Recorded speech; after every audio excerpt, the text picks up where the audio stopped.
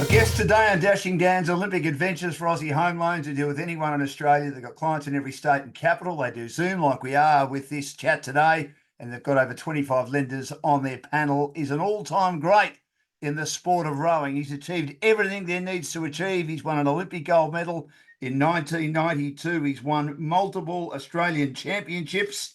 He's also won a Commonwealth Games gold medal at Edinburgh in 1986. He's also been magnificent in winning a gold medal in the World Rowing Championships as well. He's had a lot of success as coach.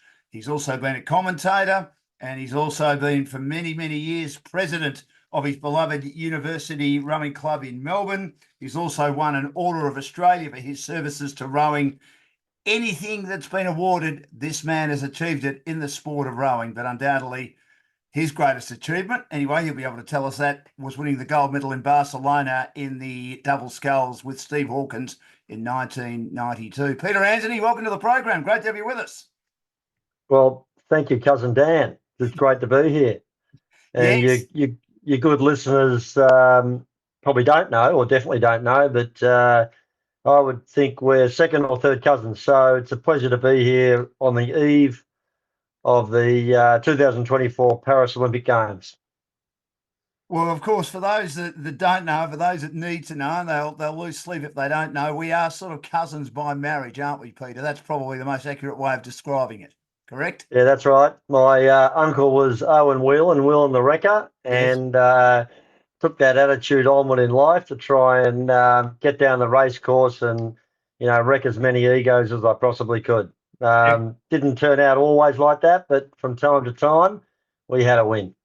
Certainly did. Well, Peter, you had a win in your career. Do you look back on your rowing career and think, wow, I've achieved everything? Well, at the outset, when I was very, very average, as in hopeless at cricket and AFL or VFL as it was in the day, and running a short distance or any of those other tried and true athletic endeavours, shot put, high jump, long jump, I was completely rubbish at all that. So I needed to look to other things. And that was rowing. So I begged to row, and I wasn't a big fellow. So I had to, worm my way into the program. And, luckily John Sheehan, the head teacher of rowing at Xavier College, allowed me to get into a boat, and I started at the very bottom of that program. And with the VFL career, I pushed that aside because I was made to play footy with the kids who were 2 grades below me. I was so average, and I turned to rugby union where you didn't have to touch the footy. No. So that's how the rowing started. And then from there, in answer to your question, no, I would have never believed it was going to end up where it could, but I was always a bit of a dreamer, and I still am. Now, Peter, when did you feel during your career at Xavier? We know that Xavier's a big rowing school. All the APS schools are massive rowing schools. I went to Xavier, and it was one of the big sports outside AFL, outside cricket, and particularly during summer for the head of the river. When did you feel, gee, I'm pretty good at this and I can make a career out of it in sport?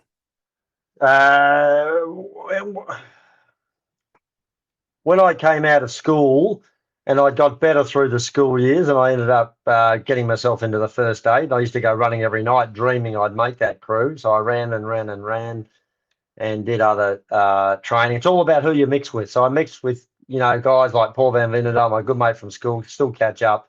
And we used to do a lot, and he did a lot, and I just hung on and did what he did.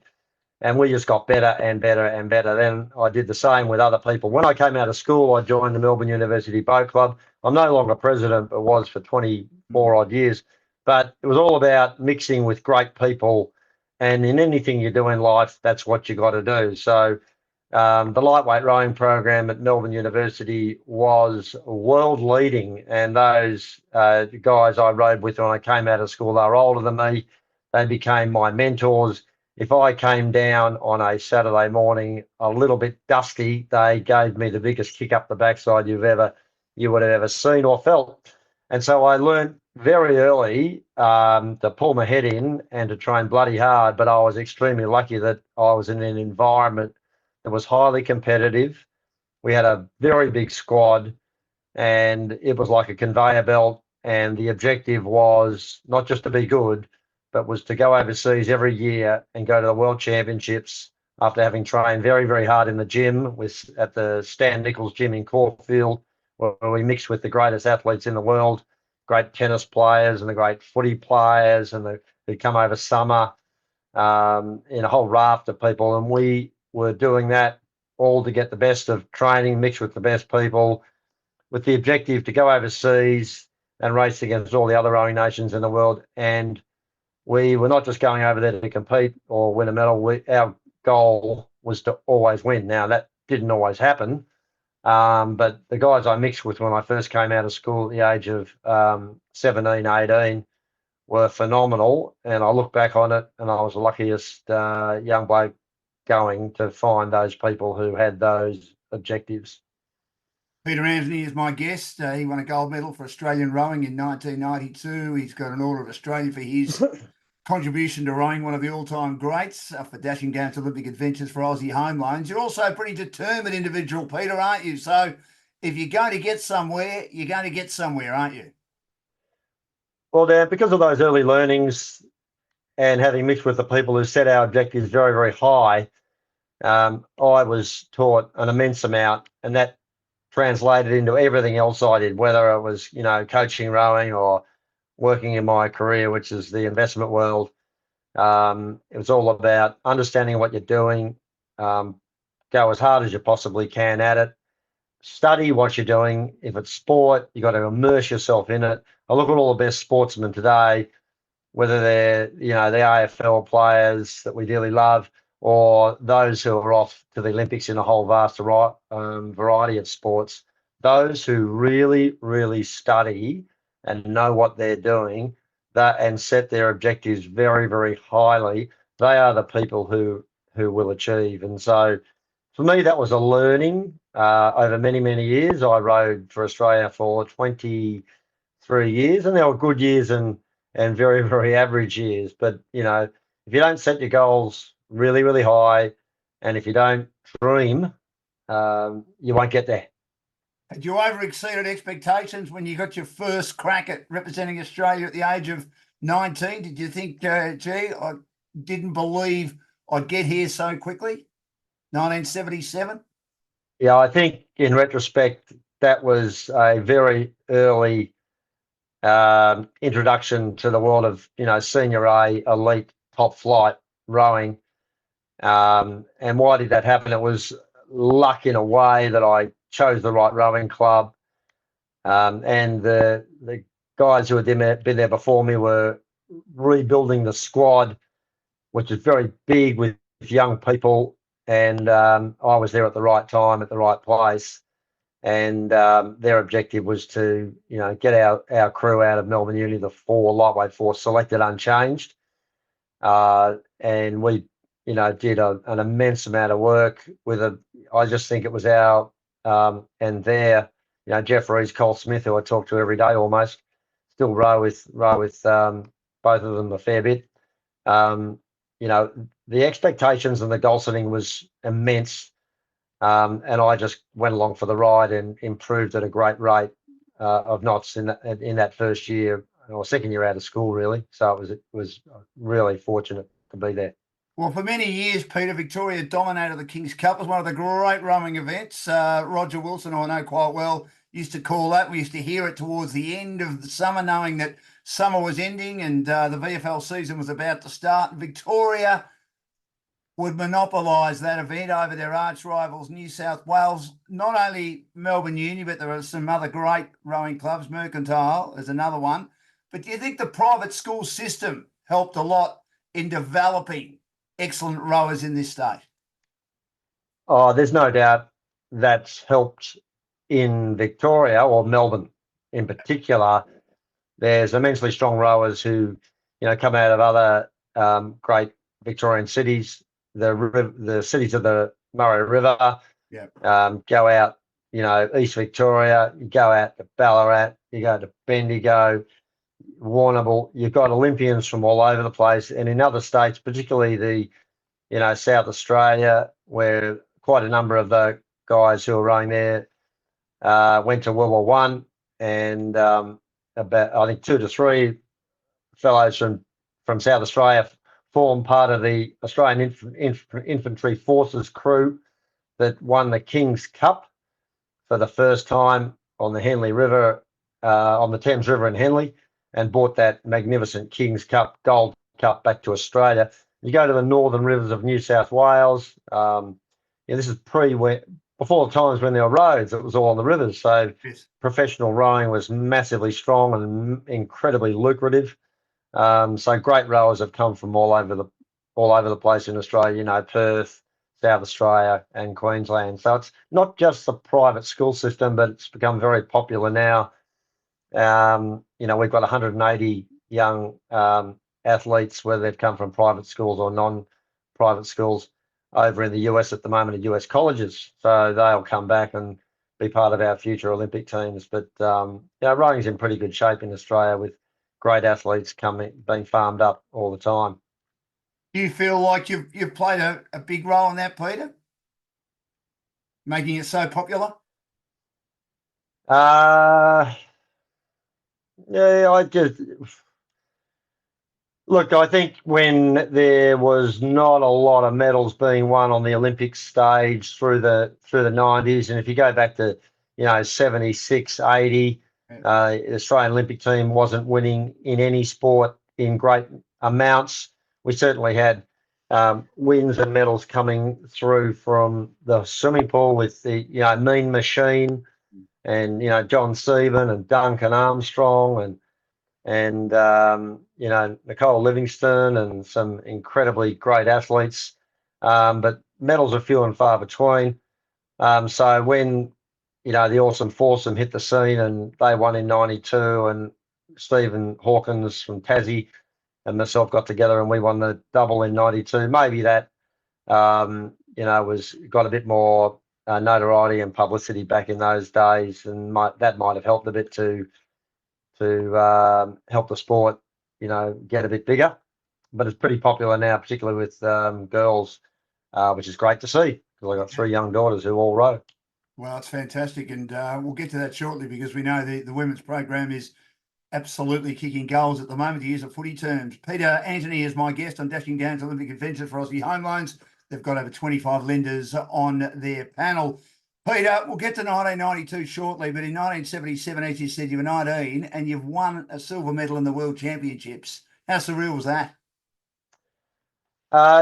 We hit Europe a few weeks before that, probably 6 weeks before, and raced around Europe, and we're unchallenged in the lightweight events, which is what I was doing, which is had to weigh 70 kilos, which is pretty difficult. Like being a jockey, really.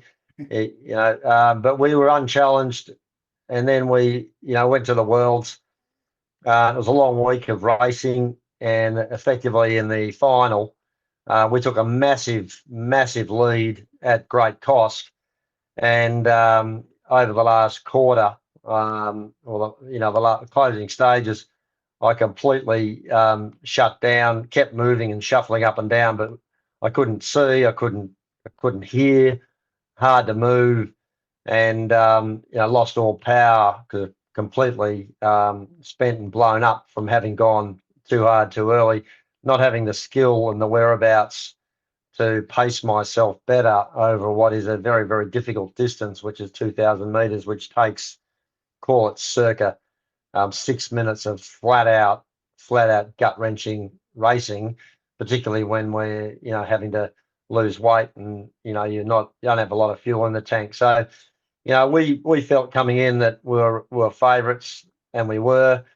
and we gave it all away. Second was good, particularly being very young, but it was very disappointing because I felt that I'd stuffed it up, having just gone too damned hard.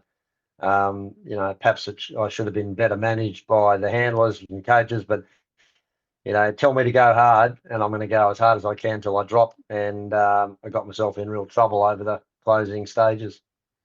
Bronze medal in 1978. Did you learn from 77? A little bit, but we just weren't going as well as the year before. So that just meant that it was going to be a long slog to get the desired medal that I wanted, which was the gold. So it didn't come that year, so I had to come back again. Now, you were a sweep rower originally, and then you became a sculler and one of our best scullers. Why did you change? And did you feel, obviously, you felt more comfortable in the sculling looking at your record? Not that you had a poor record in the sweep by any means. Oh yeah, I came through school rowing, which is rowing in eights and fours early days, and then moved into the four in the first couple of years out of school, out of uni, at university, and I dropped out of uni anyway. But going overseas, early days in the four, rowing with one oar, and it wasn't quite going to plan. I went overseas in the eight a couple of times, and we had okay results. And one year the whole crew got sick.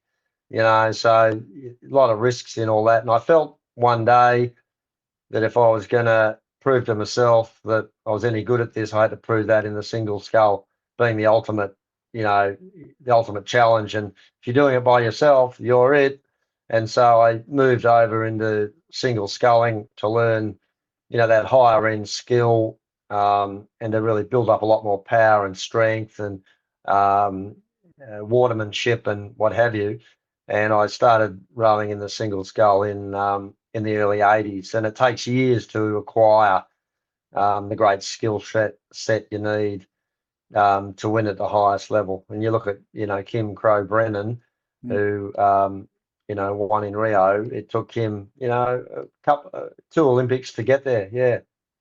Now, just on that, Peter, a little birdie told me, and we've had Kim on our program on Dashing Down's Olympic Adventures for Aussie Homelines, that one P. Antonie helped her a lot in becoming the great sculler that she became. I believe that any spare moment she had, being, of course, at the Melbourne Uni Boat Club, of which you were president at the time, any spare moment she had, Peter Antonie, you'd go out and you'd do some sculling together.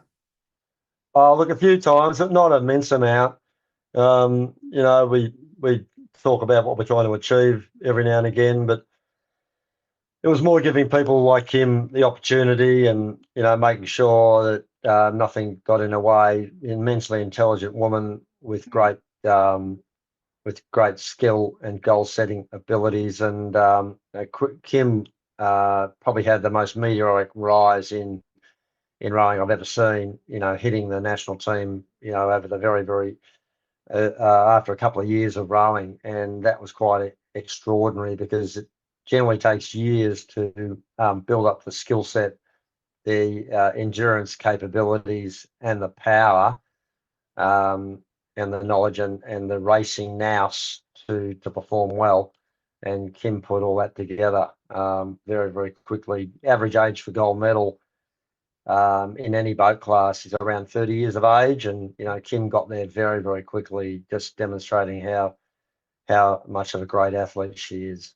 Well, of course, she came from another sport too, and within a year she was in the Victorian Queen's Cup team, if not less than a year. And that, you're right, meteoric rise. Yeah, extraordinary. And this year we've got Tara Rigney from Sydney, rowing in the women's single scull in Paris. And she is a very, very good chance to win. She's certainly younger than her main competitors from Holland and New Zealand. Emma Twigg is the reigning Olympic champion. Emma is going to her, I think, fourth Olympics. And Caroline Florin from Holland is the reigning world champion from last year. I used to row against her father. Right. But Tara Rigney got very, very close at the relatively recent World Cup event in Lucerne, Switzerland, half length. And I think that will give her great belief in her own ability. And she's a quiet assassin, I think. So I think she rows exceptionally well and has, the ability to, really, really vie for the gold medal in Paris.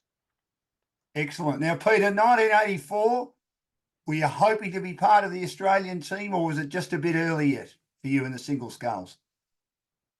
A bit early. I had not switched into the heavyweight rowing. Only heavyweight rowing, or open weight as they call it, was in the Olympic program in those days. So I was still trying to, notch up a win in the lightweight events.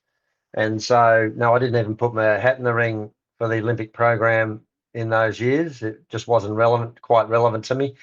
I was rowing certain domestic events in the heavyweight category and going really well. But, I just thought I want to, get done what I need to have done. That's win a gold medal in the lightweight category at the World Championship level, which is on an annual basis. And I was, moving around different boat classes. So 84, I didn't try to go to the LA Olympics. Probably in retrospect, could have given it a crack, but I was still back trying to build up my skills in the various boat classes, the small boats, to win a gold at 86, world's level. 86, you were probably ready. You won a world championship and you won a Commonwealth Games gold medal. So do you feel you belonged in the Sculls by then? That was a big leap forward. I call it quantum leap theory. You can plug away and plug away and plug away, and Yeah. you think, am I ever going to get any good at this? And all of a sudden, everything drops into place. The weightlifting and the power work you've done, years and years of endurance rowing, and just the pure skill set you need, and the right mental approach to it all. And it seemed to really come together with a great coach, David Yates from Melbourne Uni Boat Club. I had the best equipment. I reckon we designed, helped work with Jeff Sykes from Geelong to design absolutely incredible single scull made of beautiful timber as it was in the day, and beautiful wooden oars that we, carved up ourselves to some degree, imported them from Switzerland, and then, put our own final carvings into those things to make them absolutely top flight. So, got away in 86 Commonwealth Games, won that by 15 seconds. So I was red hot. And at the world titles that year in Nottingham in 86, a couple of weeks after the Commonwealth Games, I was probably running out of gas, having to keep my weight down for that many weeks, but I managed to hang on by 2/100ths of a second. So that was the occasion when I was able to get that elusive World Championship gold medal, which took 9 years. Now, Peter, you talk about the lightweights and the heavyweights. There's only the lightweights that exist now. For the uninitiated, was it a lot like being a jockey that you had to, if you were going to be lightweight, you were probably an in-between size, weren't you, between lightweight and heavyweight? I know you've told this story a few times to family members, and you showed us the gold medal. I remember at a Whelan family dinner back in 1992, and you explained that story. So was it tough to try and be a lightweight when maybe you're an in-between in regard to what you could eat, what you couldn't eat, and your training regime, etc.? It plays with your head a lot, that's for sure. Yeah. That's why I respect any athlete that's got compete at a weight limit. We were aiming to be incredibly strong and build up, massive endurance. The endurance side and all that work will help you lose weight, but trying to be really, really powerful entails, a lot of weightlifting and lifting as much weight as you can effectively. So on the one hand, you're building yourself up, and on the other hand, you've got to get yourself down to incredibly low body fat, and to make the weight, which you have to weigh in 2 hours before a race, is pretty damn tough, particularly if you are on the bigger end of the scale, and you've got to get yourself down to the, exactly on the weight or just a tiny bit under. So yeah, it was hard. And for some lighter guys and girls who are naturally lighter, it's obviously easier. For me, it was getting harder and harder. And so back in those days in 86, 87, 88, lightweights were still not introduced into the Olympic program. So I then, in 1988, I threw my hat in the ring to compete against all the other heavyweight rowers or open weight rowers in Australia. and rowing the single scull domestically and also in the King's Cup, and just do all the other selection criteria, ergometers and everything like that. But putting on a couple of kilos, everything I was doing just took off. So I was winning the single, I was winning the double, I stroked the King's Cup crew in '88. Yeah. So I was moving into a zone where I've been rowing, since I'd left school, probably over 10 years, and I was getting into that age where all those components were were starting to get very sharpened up, be it massive endurance, incredible, really strong. Still not big, not I was a Collingwood 6-footer, Yeah. but I was getting into the high 70 kilos, low 80 kilo ranges.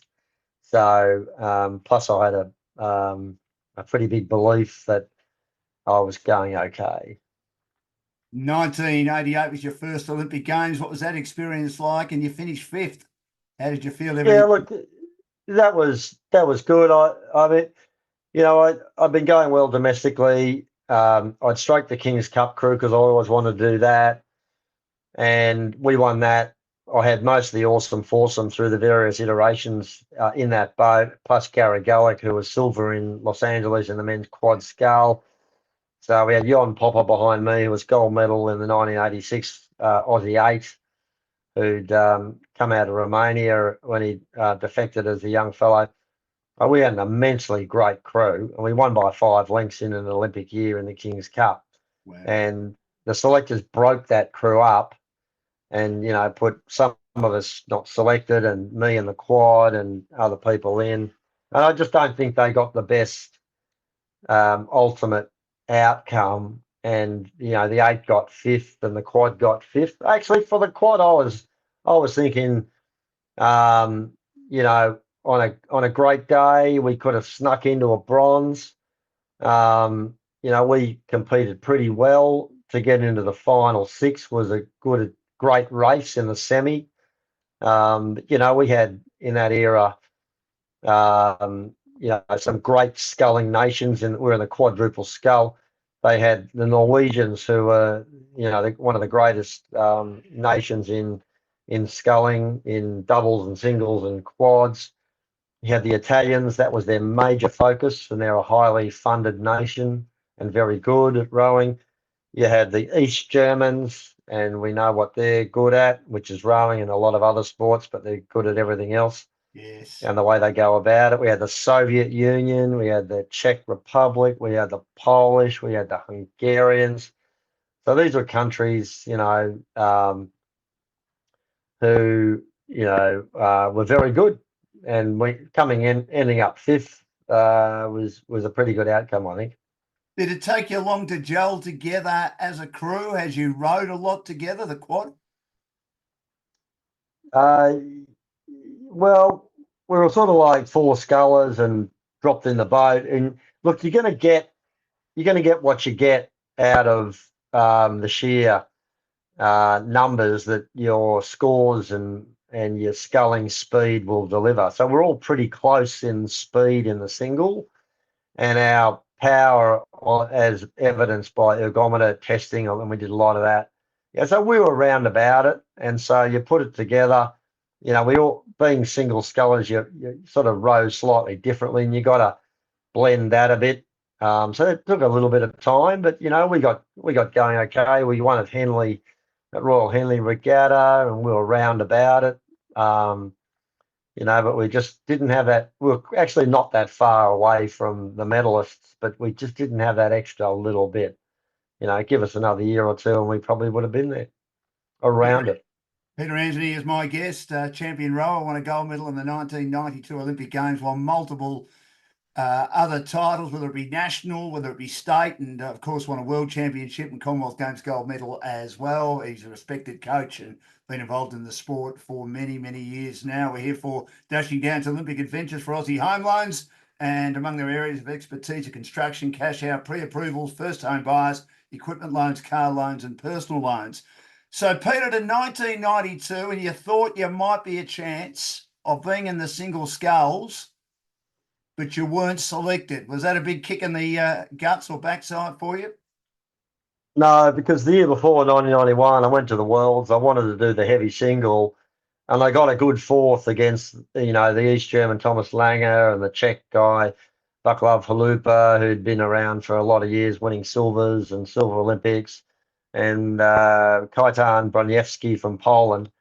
Like these guys, I was spotting 6 or more inches of height and 30 kilos of grunt. And I was getting, I was mixing it with those guys. I got a fourth at the Worlds, but I really did believe to win at the Olympics, the best bet for me was to be in the double scull of any boat class. It just meant who was that going to be.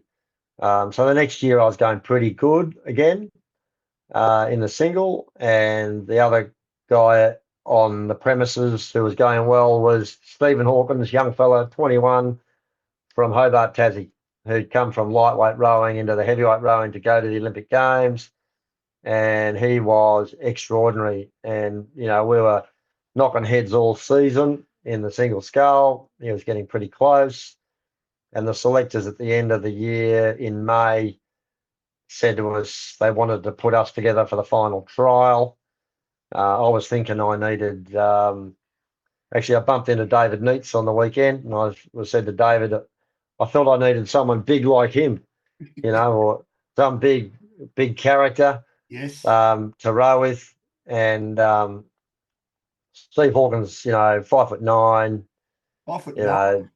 72, 73 kilos, immensely strong, huge engine, an incredible ability to go into places that I've never seen any other athlete do in terms of energy output and the ability to hurt themselves. And that's what you can do in a rowing race.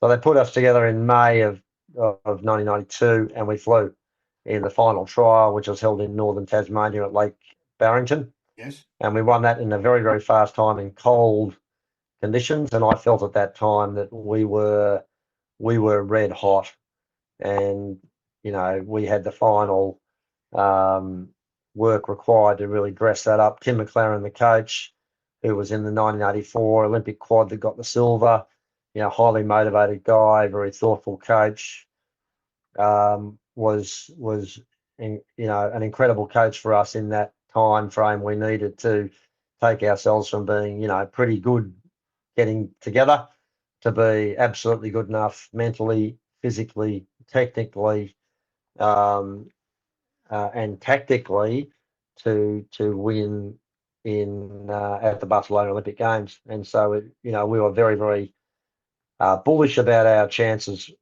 from the moment we were put together. You both had different coaches, didn't you? I mean, Steve had Tim McLeod, as you mentioned, and you had Brian Richardson, and Tim was chosen as your coach, and Brian went to coach the eights. Did it take you long, Peter, to get used to Tim's style? I take it didn't take you long to get used to Stephen's style because, as you said, you clicked straight away. True, we blended up very well. No, I felt whether it was Brian Richardson or like David Yates from the previous Olympics, who then retired from coaching and back to his job as a scientist. Tim McLaren had a very thorough approach to it. He'd been a sculler. Interestingly, he'd come in his early days through the surf club movement to win a number of titles in the surf boat, and moved into single sculling, where the ability to adapt like that required an immense amount of skill acquisition and thoughtfulness. And I just felt, having been selected by the coaches or the selectors, that he was up for the job. And Brian had helped me out through the 1991 year and 1998 year in terms of the King's Cup and the intervening years in the double or whatever. But the selectors made the call. They wanted Brian, who'd really come through coaching and rowing in King's Cups himself and rowing as a sweeper rower. They wanted him to do the eight and for Tim to do the double. And Tim did the quad as well, coaching that. And so as far as I'm concerned, all these coaches have got immense skill, motivation, and the ability to bring crews and athletes on, and I'm just the rower. And so that's what I do. Said to Tim, I'm the rower here. On race day, on training day, I'll do everything. I have faith in you. You tell me to do it, and I'll do it. When we push off and I race, I'm the racer. You were the lightest crew, as you said. You were 6 foot, but a Collingwood 6 footer, and Steve was 5'9", and you weren't obviously as big physically as the other crews. Was there an us against them mentality, Peter, that you and Steve had to prove the rest wrong, that you could actually win in the heavyweight sculls when you probably should have been in the lightweight double sculls? Well, the lightweight double wasn't in the Olympics at that time. They were still separate worlds. But Right. you know, I think I remember the German women laughing at us. We're that small. But no, it didn't really bother us because there's some major things you gotta say to yourself. Have you ticked the box? In terms of our aerobic capability. Are we as good as or better than the opposition in our aerobic, go all day, pull hard, and have the ability to withstand that aerobic output required to row over that 2,000 metre distance or, 6.5 odd minutes at a pretty high intensity. And yes, there's no doubt because of the years and years and years and years of work we've done, and more recently the way we've gone about it with the training methodology shifts into more volume and management of lactates and heart rates and stuff. There's no doubt we had the aerobic skill set. Then there's the power to weight, and because we're light and we're incredibly strong through the weightlifting, and Stephen was very, very strong. And I'd done a lot of weightlifting over the years at the Stan Nichols gym, but also, intervening years coming in with, some of the weightlifting movements, cleans and, squats and all that sort of stuff. Power to weight, we would have exceeded anyone else in the event. And technically, due to the coaching and our own years of rowing, there's no doubt in my mind, we were technically superior to the other crews. So, it's all at the margin, this stuff, but if you add it up, and on race day, how was our heads and our preparation tactically and mentally, we were right up for the job.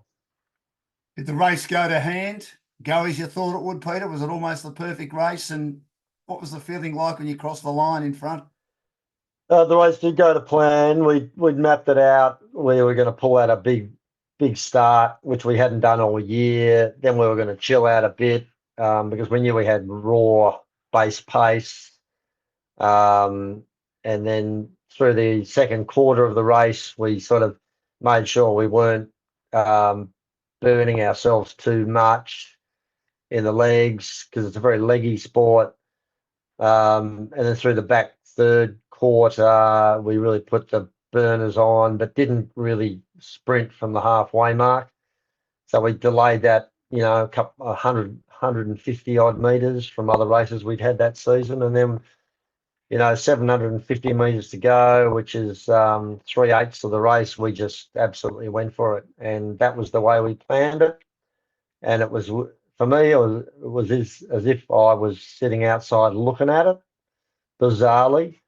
And the race was really quite intense in terms of rating, in terms of the strokes per minute and the closeness between us and the Dutch, who were world champions of the year before, and the Austrians they were the world champions from 2 years prior, and they'd been right on the premises over the intervening significant races of that year. So it was all very close, but we managed to hold the Austrians at bay, and the Dutch just slipped back a bit.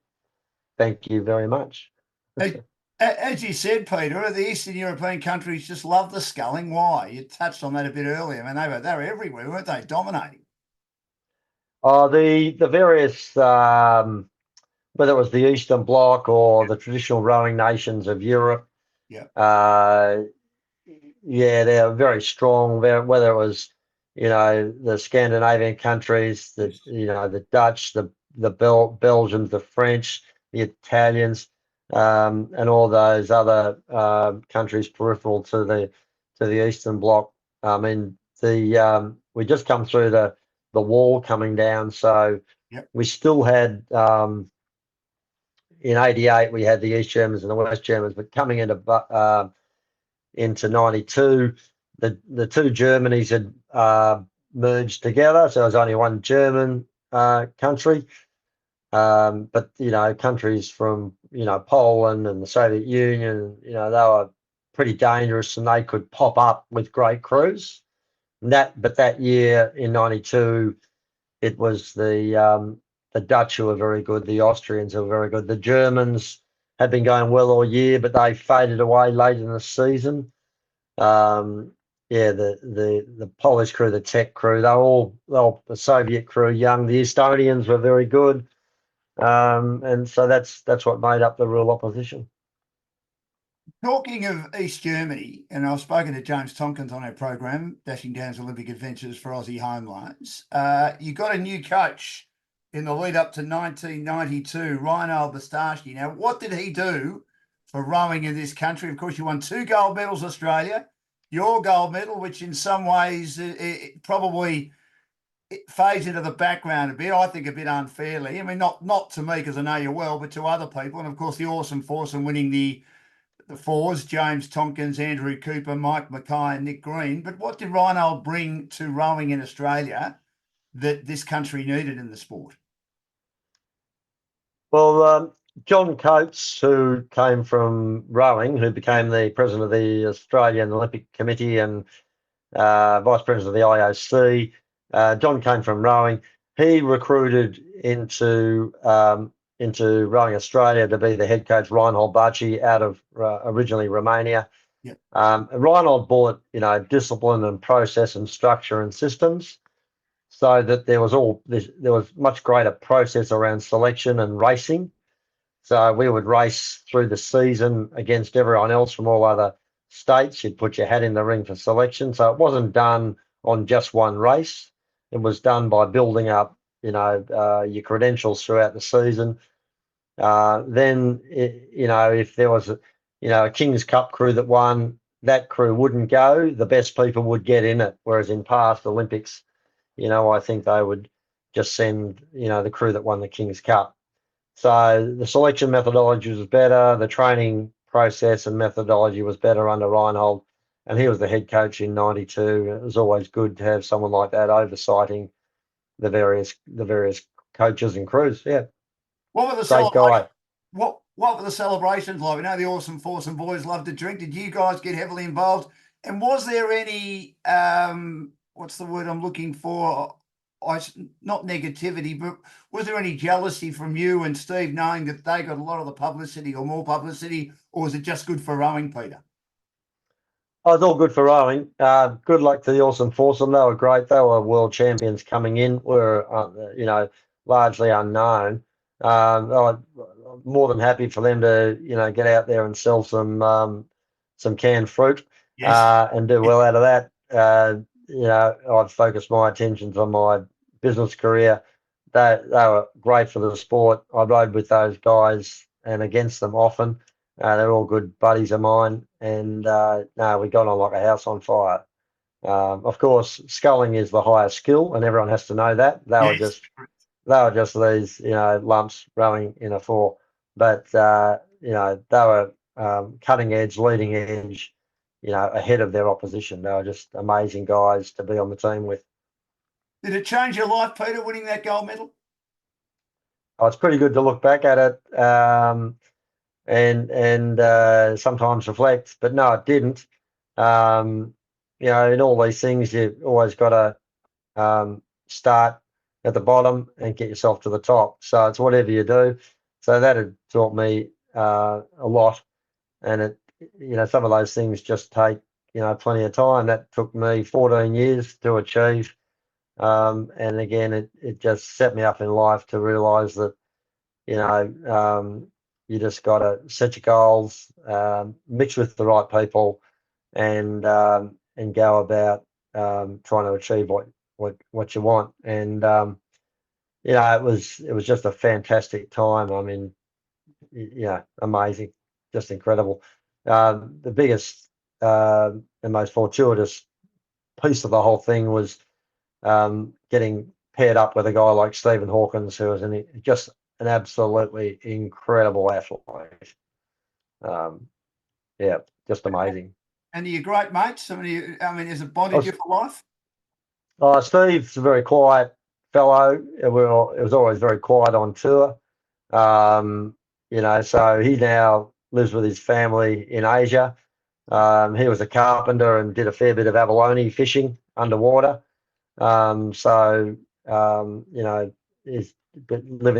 the quiet life. We caught up a couple of years ago, but I sent him a note a few months ago, and I'll send him another note as we come into the Paris Olympics. Peter Antonie is my guest, champion rower on Dashing Dan's Olympic Adventures for Aussie Home Loans. They deal with anyone in Australia. They've got clients in every state and capital. They do Zoom as well. Your family. I know your family well. Your mum, your late mum Joan, your late father Tom, your 4 sisters, Liz, Melissa, Louise and Sue. Were they there? And what sort of support were they to you over the journey, Peter? Well, my dad told me to give up 2 years into the career, so I kept going for another 12 years to get the Olympic gold. No, they were watching that on TV. I think they were all at the same house together. So fantastic support, and always very, very, as I said, very supportive for me to, keep chipping away at it. All through my 20s, I was doing all sorts of, jobs to fund it. I dropped out of uni, and eventually I went back to university at night doing economics and finance. But I think everyone just realised that I was going to take my time doing what I wanted to do, and so there was huge support. 1996, you went to the Olympic Games again. You were obviously hoping to go back to back. You were with Jason Day. It didn't quite work out for you. You finished 8th, but it was the best meeting for Australia, certainly at the Olympic Games up until then, winning 6 medals, again, including 2 golds. So Australia were on the map. They were ranked number 1 at the Olympic Games in performance. Must have been fantastic being part of that team, even if the success individually for you or part of the Double Sculls with yourself and Jason wasn't quite there this time. No, we didn't. We just didn't click. I think Jason had been injured with some back problems, and so that really takes the sting out of us. We had a couple of great races actually, but weren't able to really put it all together when it was required. But that team was very, very strong. You saw coming together.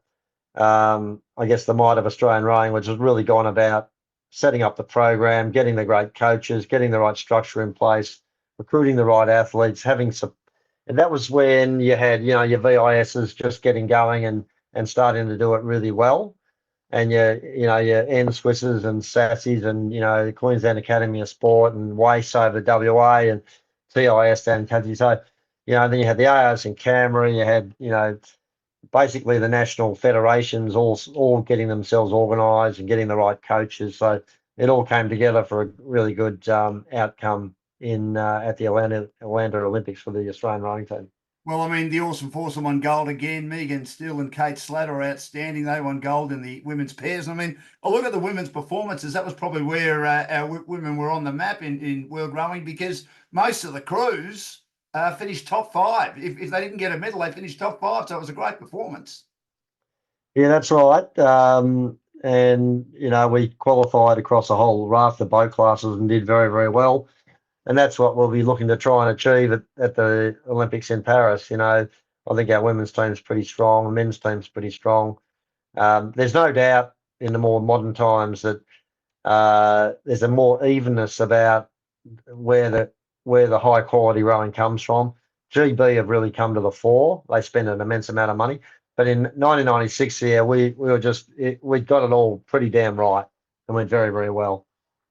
And in 2000, you elected to go again. You were 42, but age is just a number, Peter. But unfortunately, you got food poisoning. I think you're in the 4s, weren't you? And the Double Sculls again, and you couldn't compete. Must have been pretty tough. Oh, look, I probably should have retired prior to that, but I enjoyed the journey and the work, and I hadn't competed internationally in the intervening years or at the world titles. I was working at ANZ Bank in the investment team. In 1999, I did an immense amount of work in preparation, very, very early in the mornings, doing 24-kilometre rows, and at night doing massive ergometers. And I got back to peak condition, but probably not quite as sharp and as hard as I used to be. And I would have liked to have been in the quad scull. I ended up in the double. We weren't going that well. We started to hit our straps. We went to Holland as a lead up just before the final Olympic qualifier in Europe. So we were selected by Australia, subject to the final qualification to get into the through the IOC qualifications. And the week before, I was food poisoned in Holland. Wow. And in the days leading into the final qualifying regatta, so even though I'd been to the dentist twice in Melbourne, basically I needed root canal treatment in Switzerland because I couldn't basically sleep with a tooth problem. So I had that fixed with 1 day to go or 2 days to go. And so, that just took the edge off it a bit, and failed to get through that final qualifying regatta by a mere 1 foot. And so that meant we missed out in getting a berth in the final number of crews that could row in the double scull at the Sydney Olympics, and I became the emergency for the men's 8. But everyone stayed healthy. So who was your partner in that double scull? James Burton, and we were pretty good. But I think we just had the stuffing knocked out of us, with those final issues of food poisoning in a hotel. I ate breakfast and that was that, and throwing up for days, and then final bloody tooth problem, which that had been irritating me for weeks, having gone to the dentist twice, and I couldn't bloody sleep lying down, had to sleep sitting up because of the pain of the tooth. So I should have got that done earlier. Anyway, as narrow as it was, but that was the end of the career at that level. Do you think that if the games weren't in Sydney, you probably don't try to go because it was in Sydney? You wanted to have a crack no, part of the home games? No, that wasn't really a motivation. I just wanted to stay involved. It was good fun, and I was good.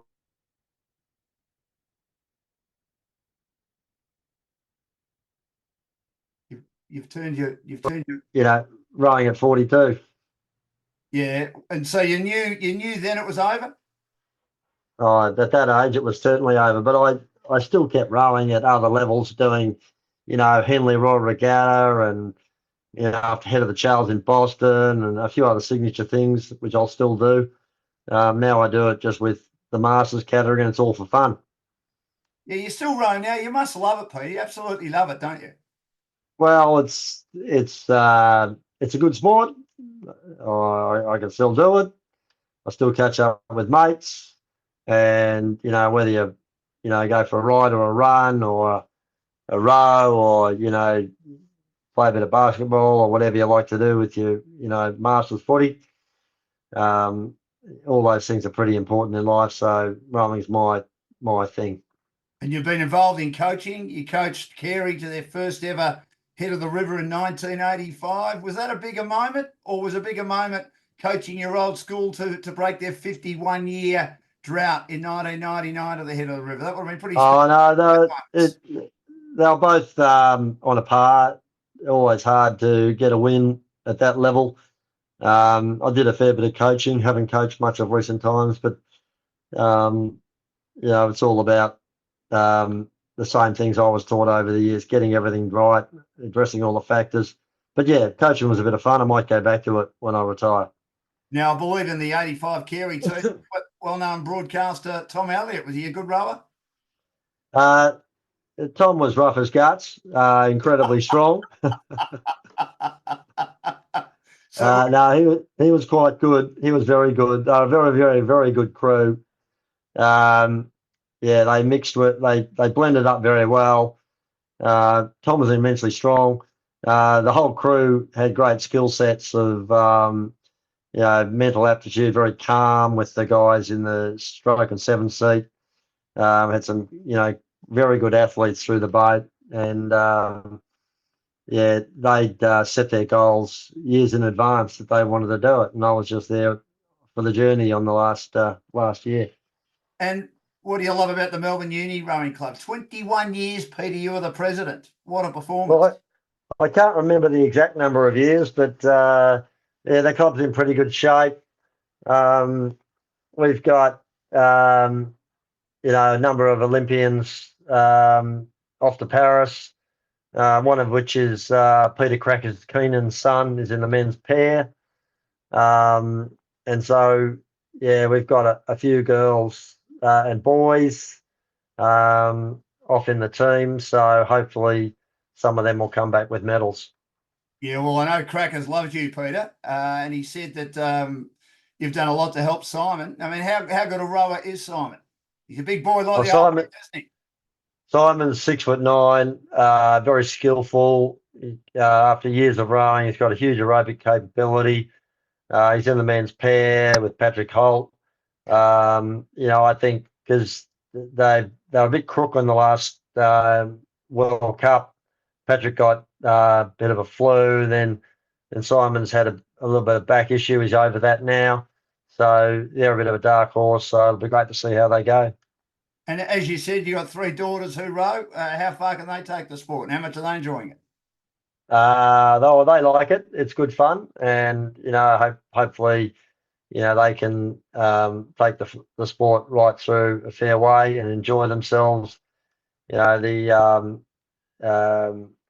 domestic scene's very, really good in Australia. There's some great events to have a go at, and also if they wanted to ever row internationally, the US college system is immensely good, and there's other signature events they can go for on the global scale. So the future's ahead of them to see what they want to do with that or their AFL careers, because they all enjoy getting out there and kicking the footy around. So you're constantly, you and your wife are constantly out and about, taking them to places and watching them play sport? Yeah, well, they play for the Bloods, the South Melbourne Districts Junior Football, and that's a great club. Excellent. Now, Peter, what does it mean to you to not only be an Olympic gold medalist, but to get an Order of Australia for what you've done and also win a Sport Australia award for your contributions to the sport? I mean, you look back on an outstanding career. I know awards at the end of the day are probably just part of the journey, but do they mean a lot to you? I think the Order of Australia medal was a quirk of it going well in an era when there weren't a lot of great achievements in sport at the time. That was in the 80s when I won the Commonwealth Games and the men's 8 won the Commonwealth Games, and they won the world title as well as I did. So that was a great achievement, but I think there's a lot of other people who get those type of awards who are far more deserving. To be inducted into the Sports Australia Hall of Fame is something I'm really, really proud of. And again, I look at some of the athletes in the Hall of Fame who are, just your heroes and heroes of all time, like your Dawn Frasers of the world, and you go, shit, I don't deserve to be in this sort of company, but I'm very, very proud of that. You won an Olympic gold medal, Peter. I mean, that's nothing to be sneezed about. I mean, you achieved what you wanted to achieve. Your maniacal self-determination. You've got to be very proud of yourself. Oh, that's right. But yeah, there's it's all a bit of ancient history now, Dan. Still, it's been a great pleasure me chatting to you today, Peter. You've achieved a lot in the Good on you, Dan. Thank you. Peter Antonie has been my guest on Dashing Dan's Olympic Adventures for Aussie Home Loans. And they deal with anyone in Australia. They've got clients in every state and capital city. Areas of expertise include purchasing a property, owner-occupied or investment, building a property portfolio, refinancing, debt consolidation, cash out, construction, pre-approvals, first home buyers, equipment loans, car loans, and personal loans. Any sort of loans. They've got over 25 lenders on a panel. Enjoy the games, especially the rowing, Peter. Say good day to your family for me, and thanks so much for joining us on Dashing Dan's Olympic Adventures. Thanks, Dan. All the best.